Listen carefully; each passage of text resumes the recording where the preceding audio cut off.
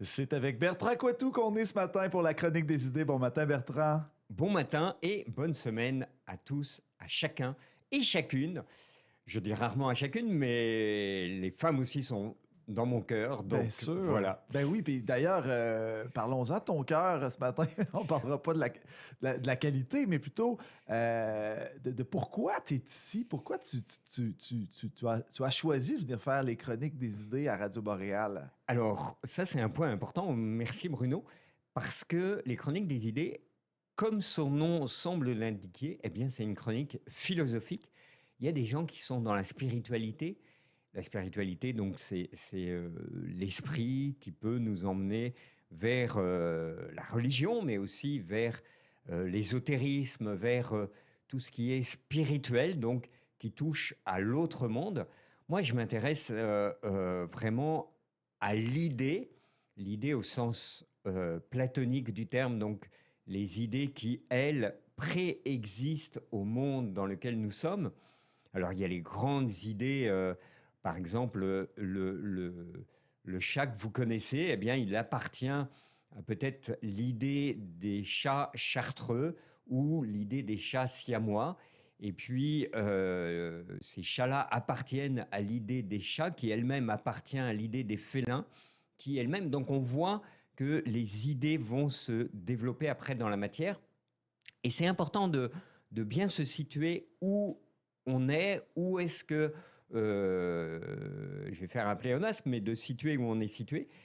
C'est-à-dire que quand on parle d'un chat, eh bien, on ne parle pas d'un chien.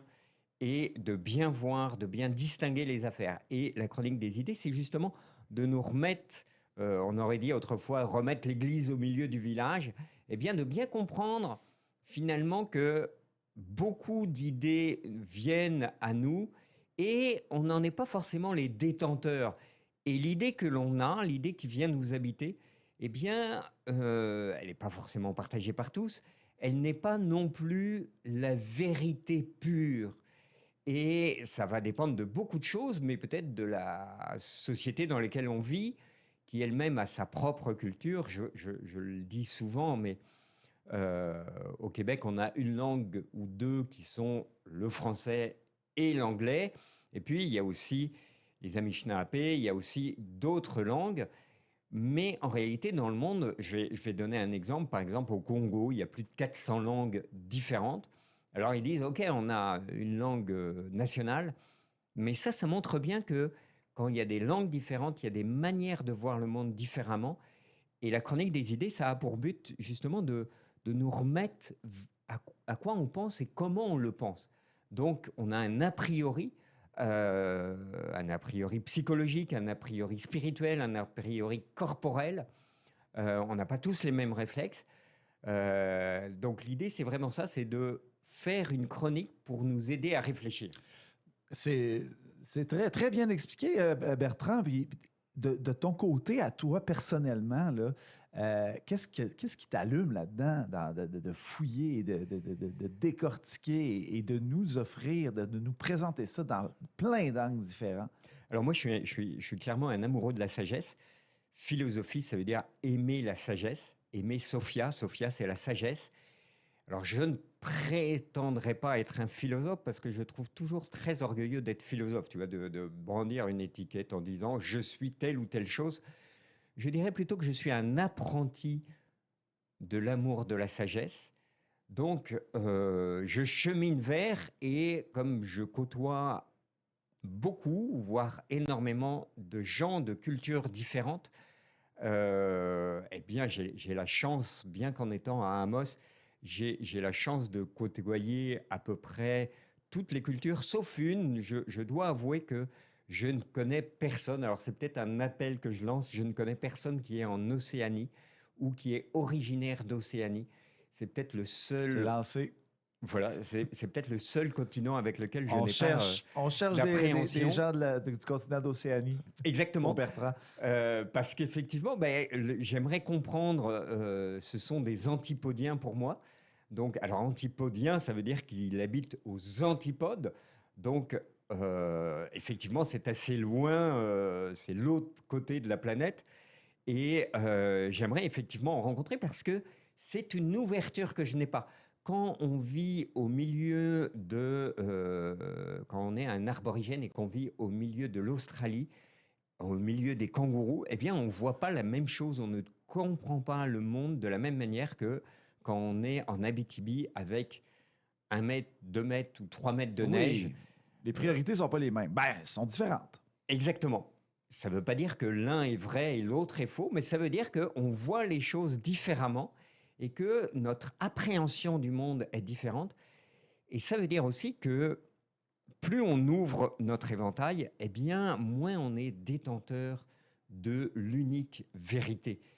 Parce qu'on découvre que finalement, sur tel ou tel point, il n'y a pas une seule vérité, mais il y a des points de vue différents. La réalité, d'ailleurs, peut être radicalement différente. Et dans bien des cas, je m'aperçois que je suis obligé de demander aux gens, mais pour toi, personnellement, est-ce que c'est une bonne chose ou est-ce que c'est une mauvaise chose?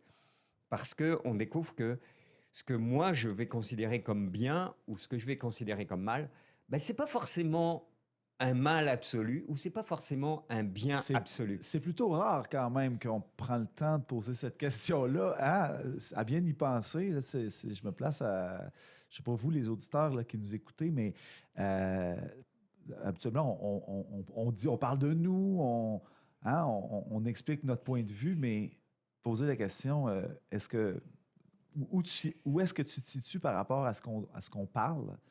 Et je pense que c'est important parce que je vais donner un exemple tout bête. A priori, tout le monde va se dire que tuer, c'est mal.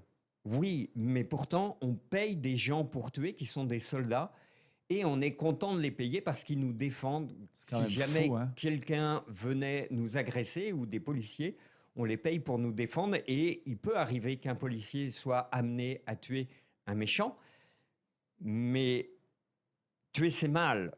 Et on va tous se dire, tuer, c'est mal. Oui, mais pourquoi tu payes des gens pour que eux puissent tuer aussi? Donc, on voit bien que je suis content de payer peut-être cette personne-là, mais peut-être que effectivement, si je paye quelqu'un pour tuer d'autres personnes, c'est peut-être pas si mal. Ou alors, vous voyez, d'où on se positionne, Exactement. Ça peut nous déchirer, mais ça peut aussi nous expliquer certaines choses. C'est quand même... Bertrand, c'est toujours un plaisir d'échanger là-dessus avec toi. Tu vois, ce matin, on avait deux idées. Et finalement, on a utilisé la troisième. Exactement. Donc, voilà, l'idée qui vient nous habiter. Et l'idée de la philosophie, c'est de savoir où est-ce qu'on se positionne. Comment, moi, j'appréhende le monde. Alors, aujourd'hui, il fait chaud dans beaucoup d'endroits où on nous écoute. Alors, merci de passer une fraîche journée si vous pouvez.